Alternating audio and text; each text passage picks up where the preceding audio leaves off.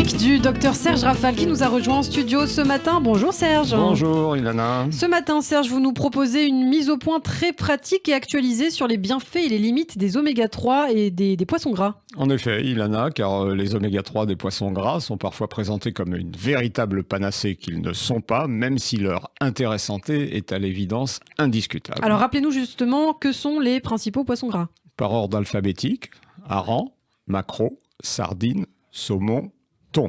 Le maquereau est celui qui contient le plus d'oméga 3, le thon, la poubelle des mers, celui qui contient le plus de polluants et de toxiques. Quelles sont les utilisations médicales les plus fréquentes des huiles de poisson gras ? Elles sont largement employées dans de nombreux domaines variés qu'elles ont la réputation d'améliorer. Citons pêle-mêle les troubles de l'humeur dont avait beaucoup parlé le regretté David Servan-Schreiber, la cardiologie, prévention des rechutes après un infarctus, troubles du rythme cardiaque, hypertension artérielle, les problèmes métaboliques, les excès de triglycérides dans le sang, les maladies inflammatoires, rhumatologiques comme la polyarthrite, digestives comme la colite ulcéreuse ou la maladie de Crohn, les affections cutanées, l'acné, le psoriasis, la prévention ou l'amélioration des troubles mnésiques, des performances scolaires au vieillissement. Alors qu'est-ce qui explique les effets des poissons gras ?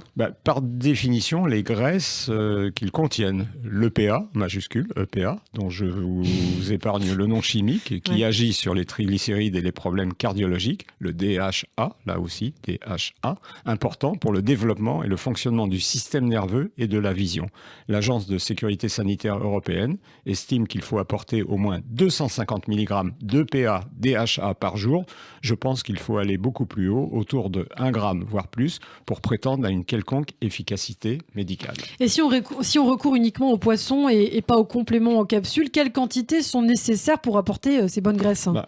Bonne question, Ilana. 1 gramme d'oméga 3, c'est 50 grammes de saumon d'élevage, 60 grammes de saumon en conserve, 65 grammes de sardines en conserve, 75 grammes de maquereau frais, 130 grammes de thon en conserve. Et quelles sont les indications reconnues par les autorités de la santé ? Elles reconnaissent l'intérêt des oméga 3 pour la santé du cœur, le développement du cerveau et des yeux des enfants pendant la grossesse et la première année de vie, le maintien des fonctions cérébrales et visuelles des adultes.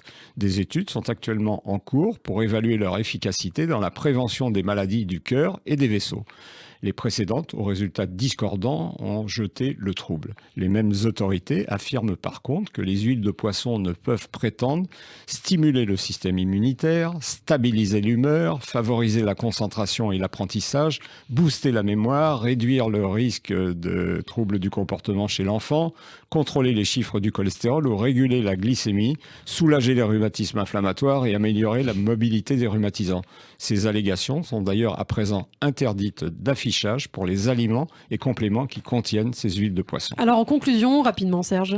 Les poissons gras représentent un aliment santé indispensable dont il n'est pas nécessaire d'abuser. 3 doses par semaine de poissons frais ou en conserve, pas les surimi ou les carrés frits congelés, sont suffisants et les bienvenus. Et ceux qui n'aiment pas vraiment le poisson peuvent se tourner vers les compléments alimentaires vendus en capsules d'huile qui doivent apporter 750 mg à 1 g d'EPA DHA à prendre de préférence au dîner.